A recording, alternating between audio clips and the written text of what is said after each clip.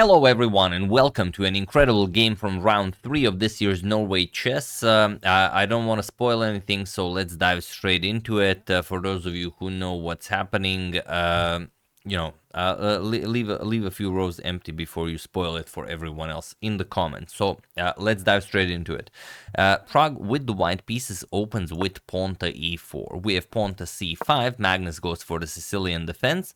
Knight f3, e6, and pawn to d4. We have captures, and pawn to a6, the Khan variation, waiting with knight to f6. Bishop to d3 by Prague and queen to c7. We have castles and only now knight to f6. We have queen to e2, pawn to d6 and pawn to c4. So the Maroczy type structure. We have knight b to d7 and knight to c3. And here Magnus throws in a knight to e5, puts pressure on the bishop on d3. And while you could play something like pawn to f4, it has been played before. King to h1, also a known move. Prague plays pawn to h3, and it is now, as of move 10, that we have a completely new game. And, we definitely should mention that Magnus spent barely any time. He's on 1 hour and 51 minutes, whereas Prague is already down to 1 hour and 26 minutes. So he does not know this position as well as Magnus does, obviously. And we have a very nice photo here. Let's check it out by Stefan Hage from the event. Beautiful stuff there. So it's not this position, but I don't want to spoil too much, just for you guys to get into the mood properly. So pawn to h3, completely new game, and Magnus goes pawn to b6, ready to fianchetto the bishop and put extra pressure on that e4 pawn. So pawn to f4, and now Magnus eliminates the light square bishop. Knight captures, queen captures, and bishop to b7. Now there's double pressure on this e4 pawn, but for the moment Prague is defending it. We have pawn to f5, and this is the real moment where almost the point of no return, because here Prague is threatening f captures on e6, and it's attacked twice. And what you should do here is play pawn to e5. That's what you should do here, and that's without question. For example, knight to c2, rook to c8 goes after the c4 pawn, something like knight to e3 defends the pawn. Later on you advance the knight to d5, and it's a very nice position for both of them. However, after this pawn to f5 move, Magnus went queen to d7. Sort of defending on e6, thinking that maybe Prague captures, he's going to play f captures, and he's going to get some sort of a crazy position where he will play for a win with the black pieces, and he is almost 100 rating points higher rated than Prague in classical, so it makes sense for him to try and beat him. But okay, bishop to g5 by Prague, we have bishop to e7, and now rook a to d1. We have rook to c8, and queen back to e2. And now, although Magnus really wants to castle, if Magnus castles here, then he's out of the woods, he's safe. But the problem is, if he castles now, then e5 wins the game for Prague. There's no way to withstand all the pressure. For example, if you capture, just knight captures on e6, attacks the queen, attacks the rook, there's nothing to do here. If you don't capture, what do you play? You move the knight, you can capture on e7, for example, captures, f captures on e6, and your position falls apart. Captures, you can't capture with the queen because the knight captures, and if king captures, then e captures on d6, and again, you have huge problems here. Of course, if queen captures, just knight captures on e6 check, exposes the queen, and you resign. So after queen e2, Magnus now plays pawn to e5, but a few moves too late. So pawn to e5, and now Prague plays bishop captures on f6, bishop captures, and knight to c2. And now, interestingly, from this moment on, and from the moment where Magnus failed to play e5 in the right moment, Prague pretty much turns into an engine. We have knight to c2, queen to c6 by Magnus. Now again putting pressure on that c4 pawn, and just knight to e3. Nicely defending. Bishop to g5, Magnus wants to eliminate the knight to get rid of the defender of the c4 pawn. And now king to h1.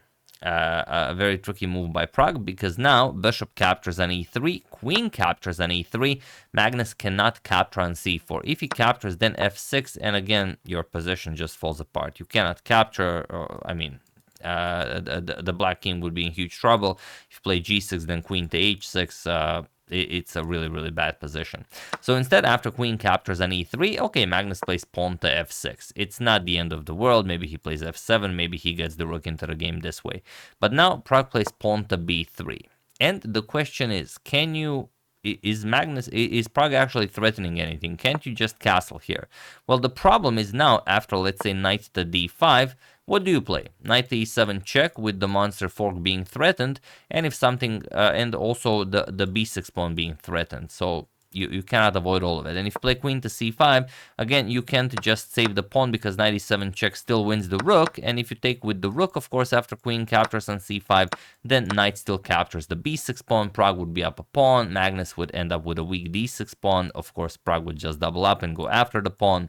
So again, this would be winning for Pragg. So instead, after b3, Magnus has to keep the king in the center. Pawn to b5. We have knight to d5. Pragg still goes for the centralizing of the knight. Queen to c5. Magnus offers a queen trade, and now queen to f3. Of course, Pragg controls more space. He declines. He wants to play queen to h5 check and continue to put pressure. And castles, again, of course, still out of the question due to the same knight to e7 check. So Magnus's king stuck in the center. B captures on c4. Queen to h5 check, we have king to f8, and now rook to f3.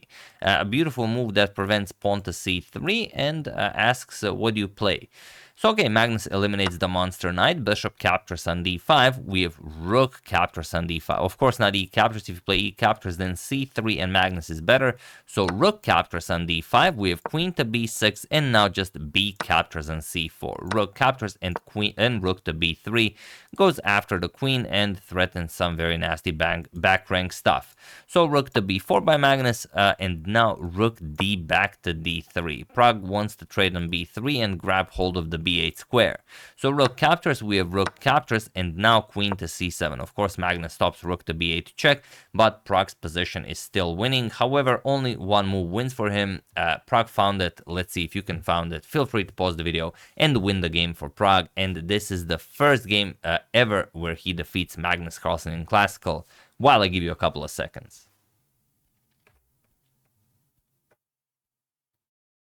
So, for those of you who were able to do it, congratulations on achieving Pragg his first victory over Magnus Carlsen in Classical. And for those of you who just want to enjoy the show, it is queen. I'm only kidding. It is queen to d1. That is the move, and it's pretty self-explanatory. You stop this sort of a perpetual sequence of queen to c1 check, and also you prepare the unstoppable queen b1, and then comes rook to c8, rook to b8 check, followed by rook to b7, and winning the queen. So, is there anything for Magnus to do here? Well, Magnus does play the top engine move, but it does him a little good because queen to b1, and there's no defense. You can't even run away with the king because rook to b7. Queen to c5 by Magnus. Now comes rook to b7, stopping any king to g7, king to h6 action. And now just g captures on f5. But it seems Magnus is being very tricky with this move, because if Pragg goes queen b3 and threatens checkmate, then queen to c1 check, and Magnus is the one who has the perpetual. King h2, queen to f4 check, and this is enough for a perpetual. So after g captures on f5, just a nice king to h2. Magnus's position is so bad then Pragg just takes a free move. He improves the position of his king, and now once queen to b3 is played, Magnus will have zero counterplay. There will be no check along the back rank. And that's just it. King to h2, Magnus played rook to g8, hoping for some tricky rook captures on g2, maybe granting him a perpetual, but just queen b3. Pragg calculates properly, there's nothing to be done here. d5, checkmate also being threatened on f7, so Magnus stops it with d5, rook captures on h7, and it was in this position on move 37 that Magnus Carlsen resigned the game, as there is nothing more to be done here. Too much being threatened here. Of course, you still can't capture due to checkmate on f7. You can't advance the pawn due to checkmate on f7. If you do nothing, just queen to b8 check, and with the rook controlling the 7th rank, it will also be checkmate once you give up the queen. So there is nothing. And the rook captures on g2. Okay, you can play it, but it yields really nothing. You could be annoying with something like queen to b5, but that's not that really doesn't look like a move a former world classical champion would play. It's better to just resign with dignity.